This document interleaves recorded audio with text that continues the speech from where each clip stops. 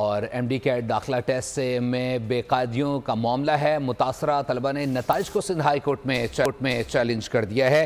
سندھ حکومت ڈاؤ medical university F آئی اے کو فریق بنایا گیا ہے۔ ٹیسٹ سے قبل پرچہ سوشل میڈیا پر آؤٹ ہو چکا تھا۔ درخواست گزار طلبہ کا یہ کہنا ہے، آپ کو بتاتے چلیں کہ ایم ڈی کیٹ داخلہ ٹیسٹ میں مبینہ بے قاعدیوں کا یہ معاملہ ہے اور متاثرہ طلبہ نے نتائج کو سندھ ہائی کورٹ میں چیلنج کر دیا ہے۔ عبدالحسیب سے مزید جان لیتے ہیں۔ عبدالحسیب بتائیے گا طلبہ کا کیا کہنا ہے اس حوالے سے؟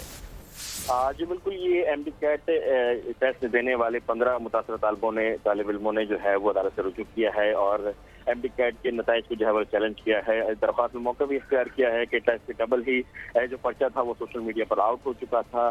جو 200 سوالات جو امتحانی پرچے میں جو ہے وہ آئے تھے، اس میں سے 160 سے زائد سوالات سوشل میڈیا پر گزشتہ رات سے موجود تھے، جس کے باعث جو برابری کے حقوق اور جو ہے وہ جو تمام طلبہ کو جو ہے وہ برابری کے جو ہے وہ موقع نہیں ملا۔ اس کے ساتھ ساتھ یہ بھی جو ہے وہ درخواست میں کی گئی ہے کہ ایم ڈی کیٹ کے جو موجودہ نتائج ہیں ان کو قلعدم قرار دیا جائے۔ اس کے ساتھ ساتھ داخلہ ٹیسٹ کا پرچے لیک ہونے کی تحقیقات کروائی جائے اور اس داخلہ ٹیسٹ کی بنیاد پر جو ہے وہ میڈیکل کالج سے داخلوں کو بھی روکا جائے۔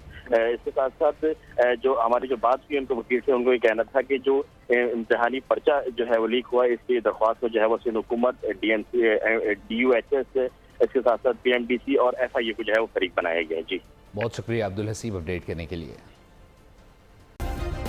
سبسکرائب کریں اور بیل دبائیں تاکہ کوئی خبر رہ نہ جائے۔